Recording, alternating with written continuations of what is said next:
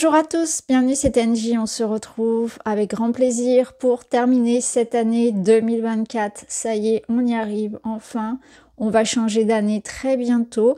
On va voir ce mois-ci comment se termine finalement notre année. Donc ça va être un peu un tirage bilan quelque part sans doute. Et puis avec déjà quelques informations sur notre année 2025. Bien sûr, je partagerai des guidances astro 2025 très bientôt. Alors ce mois-ci, je vous invite comme d'habitude à écouter votre signe solaire, bien sûr, votre ascendant, votre lunaire si ça vous parle, pour vous, pour votre partenaire de cœur également. Je propose toujours les extensions, c'est-à-dire des vidéos bonus pour aller plus loin dans les messages. Pour ceux à qui le tirage a énormément parlé, n'hésitez pas à me rejoindre dans le groupe Lumière d'étoiles pour compléter les infos, ça peut être toujours intéressant. Alors ce mois-ci, je vais utiliser donc mon nouvel oracle, le Lumière d'étoiles, qui vient de paraître. Et puis j'ajouterai aussi quelques charms. Voilà, j'ai ressorti mon petit chaudron de sorcière.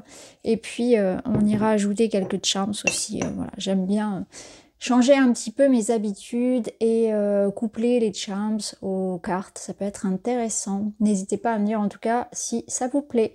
Je vous embrasse les amis et je vous dis à tout de suite pour votre lecture. Bonjour les poissons, bienvenue dans votre tirage. Je prépare les cartes, on se retrouve pour votre lecture.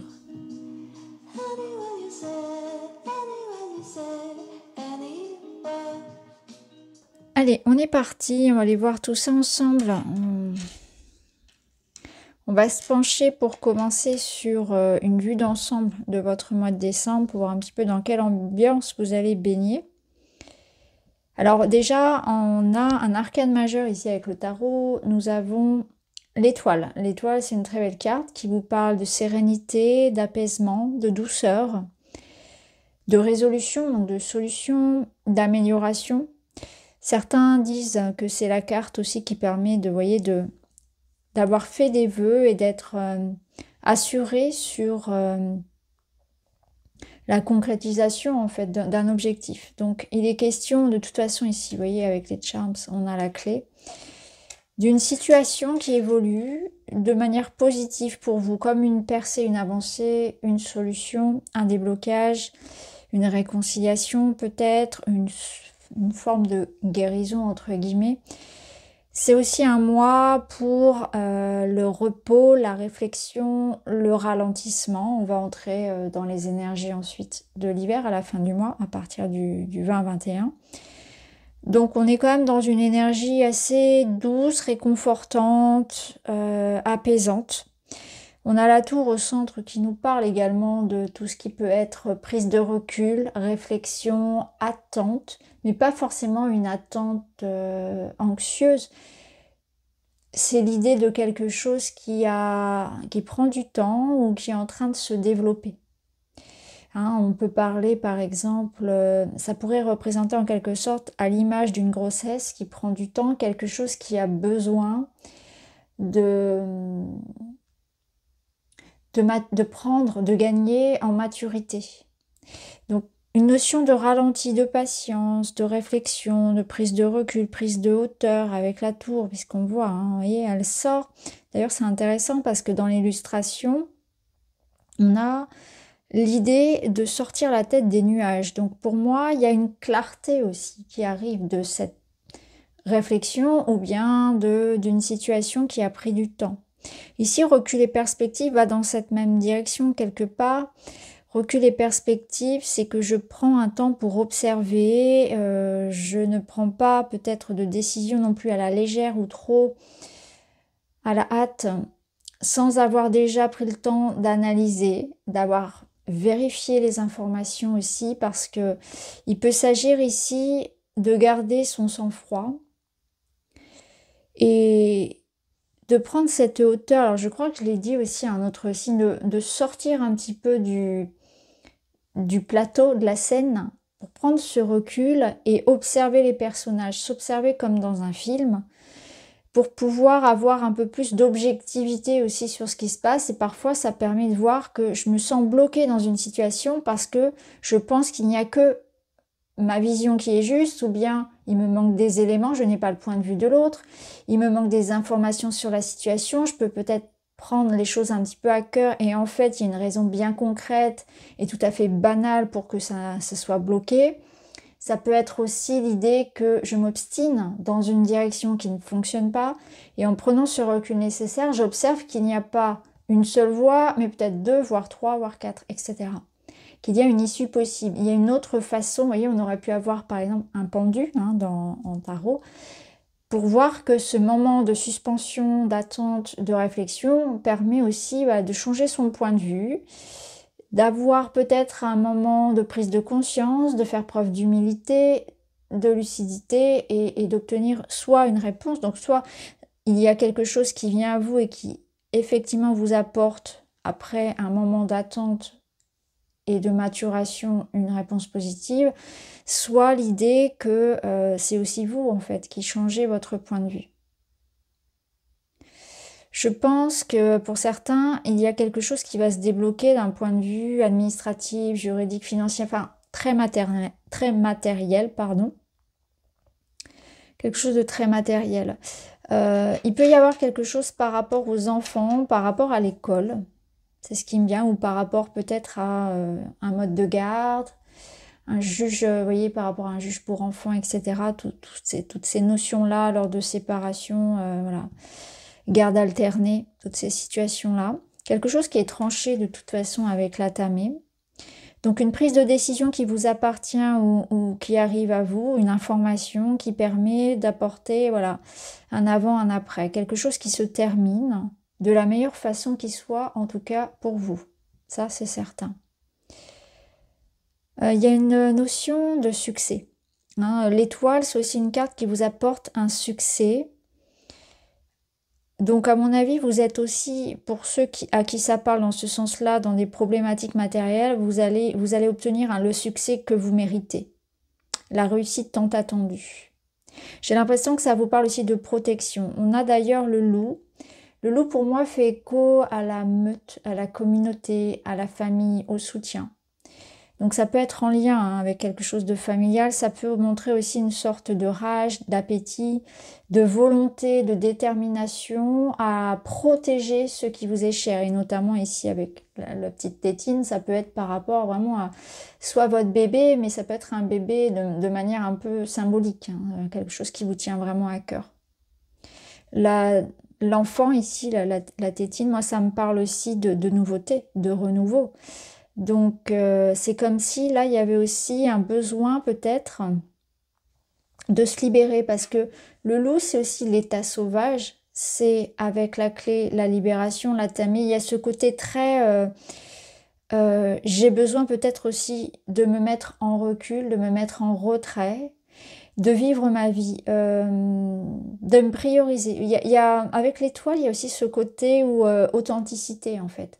Donc vous êtes dans un mois aussi où vous avez besoin de vous retrouver, d'arrêter de faire semblant dans certaines situations, de couper avec ce qui est faux, de vous libérer peut-être de quelque chose qui vous a mis dans lequel vous êtes senti piégé ou capturé. Alors, je ne sais pas comment vous l'expliquer, mais l'image, c'est un petit peu ça. C'est je sens ce loup-là qui se libère de quelque chose qui avait pu l'enchaîner. Donc, vous avez pu aussi avoir cette sensation d'être enchaîné dans quelque chose, et là, c'est la libération. Alors, on va voir dans la matière comment ça résonne. Ce qui est sûr, c'est qu'on a vraiment plusieurs fois cette notion de libération, de déblocage et de solution, d'ouverture en tout cas, d'une ouverture. Alors, ici, dans la matière, donc la matière c'est le travail, c'est l'argent, c'est le quotidien, les finances, vous avez un 2 d'épée. J'ai oublié de recouvrir les cartes, je vais le faire tout de suite.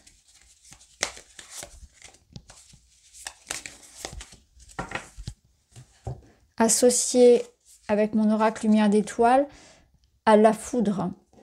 Donc, vous voyez, il y a quelque chose qui va soit vous pousser ici à vous exprimer, à décider, à agir, soit c'est l'idée que vous allez vraiment trouver la solution. Vous voyez, ça me parle comme s'il y avait un eureka, je sais. Ici, on est dans un blocage. On ne sait pas où aller. On ne comprend pas une situation. Ça peut être un blocage lié à des communications qui n'arrivent pas, ou bien une prise de décision. Quelqu'un ne sait pas ce qu'il veut ici. ça peut être un entre-deux, une difficulté à se mettre d'accord. Ce qui est sûr, c'est qu'avec l'orage, il va y avoir un événement qui va apporter des réponses, qui va apporter, si vous voulez, qui va alimenter, donc qui va alimenter la situation dans le sens où ça va la débloquer. Il va y avoir une action, il va y avoir un événement qui, à mon avis, ici, transforme ce blocage. Donc on ira voir tout à l'heure dans l'extension, on va recouvrir les cartes pour voir un petit peu de quoi il s'agit. Là, ce que je pressens, c'est qu'un événement va transformer, vous voyez, cette situation-là, va la débloquer. Dans le domaine relationnel, on a la force et on a l'hiver. Alors, Alors l'hiver, déjà, je vais commencer par celle-ci. L'hiver, c'est donc... Ça peut nous parler de la saison, donc c'est la saison qui arrive, je vous l'ai dit tout à l'heure, donc à partir du 20-21 décembre, on va rentrer dans l'hiver. C'est aussi la saison un petit peu cocooning, introspection, repos, intériorité, vous voyez, isolement, solitude. C'est ce qu'on avait avec la tour. Donc, ça peut nous dire là que vous avez vécu ou que vous avez besoin d'un temps de solitude, d'un temps de repos, d'un temps de réflexion. Avec la force ici, alors deux ambiances. Ici, on peut avoir une ambiance où quelque chose vient se réchauffer. Il y a comme comment vous expliquer ça? L'hiver, c'est plutôt cette notion de... Il se passe pas grand-chose, c'est plutôt froid, on est plutôt dans une énergie de solitude, d'attente, de réflexion, de célibat, donc pour certains, et la force vient quelque part rallumer le feu. Donc il y a peut-être quelque chose qui se réveille au niveau sentimental, réveil du désir, une rencontre, un événement qui fait que la flamme se reprend. Vous voyez ce que je veux dire? La flamme, la libido, le désir, la passion réintègre votre espace intime. Donc on peut avoir cette situation-là. C'est aussi une situation, la force, où il y a des confrontations. D'ailleurs, les deux ne s'opposent pas. Hein. Vous pouvez vivre les deux tout à fait, tout dépend. C'est pas forcément la même relation, évidemment. Ça pourrait nous dire que sur cette période de l'hiver, donc là, on est déjà un petit peu plus que sur décembre, il y a comme l'idée de prendre sur soi parce que, alors ça peut être sur la période, bien sûr, là, de décembre, mais ça peut aller plus loin. Il y a pu y avoir comme un froid avec quelqu'un qui n'est pas forcément votre partenaire, hein. Ça peut être proche, ça peut être familial, vous voyez comment ça résonne. Et cette notion de prendre sur soi, parce que ça peut être une sorte de guerre froide, une sorte de situation où on se retient de dire les choses, on se retient, on doit prendre sur soi pour pas tomber dans une agressivité. En fait, je ressens ici peut-être de la colère envers une situation et on doit garder son calme. Et je pense qu'on vous invite à ça. On vous invite dans une situation bien précise, alors ça ne parlera pas à tout le monde, hein, où il y a un conflit, où il y a quelque chose qui vous agace, qui vous énerve, à garder votre sang-froid. Je pense que c'est ça. C'est que là, peut-être aussi que la meilleure façon de gérer cette situation actuellement, c'est de vous mettre en retrait, de vous taire, de vous mettre à l'abri et de vous protéger. Peut-être que cette personne vous provoque. Peut-être que pour l'instant, ce n'est pas le bon moment pour retourner vers cette personne ou pour communiquer ou pour que les choses s'arrangent. Ou peut-être que, voilà, tout simplement, on vous dit actuellement, attention, ne tombez pas dans le piège peut-être de... Vous voyez, cette personne peut-être qu'elle essaie de faire en sorte que ce soit vous qui passe pour le méchant, entre guillemets, vous voyez ce que je veux dire. Ne tombez pas dans ce piège-là, restez calme, restez... voilà, retenez-vous de rentrer dedans, en fait, hein, dans cette situation. La meilleure arme ici, la meilleure réponse, finalement, c'est l'indifférence, quelque part. L'indifférence ou bien le calme. Voilà. Donc, c'est intéressant. Ça aussi, on ira le recouvrir. Et la finalité du mois, c'est la transformation. Il y a quelque chose qui s'arrête, il y a une nouvelle porte qui s'ouvre pour vous. Donc, vous voyez, il y a un avant, il y a un après. Donc c'est clairement ça. Vous voyez, donc peut-être que dans le sentimental, effectivement, il y a quelque chose dont on se libère, dont on se sépare.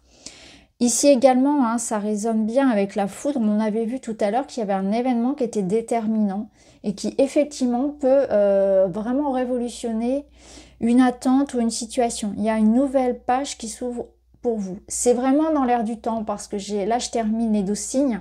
On est vraiment dans cette énergie-là. J'ai l'impression qu'on va tous arriver en 2025 avec vraiment une énergie toute neuve. Avec un état d'esprit surtout déterminé. On est dans les starting blocks. On est prêt à en découdre là, pour 2025. J'avoue que c'est une énergie très forte. Donc vous avez, vous voyez, une transformation qui s'opère dans votre vie.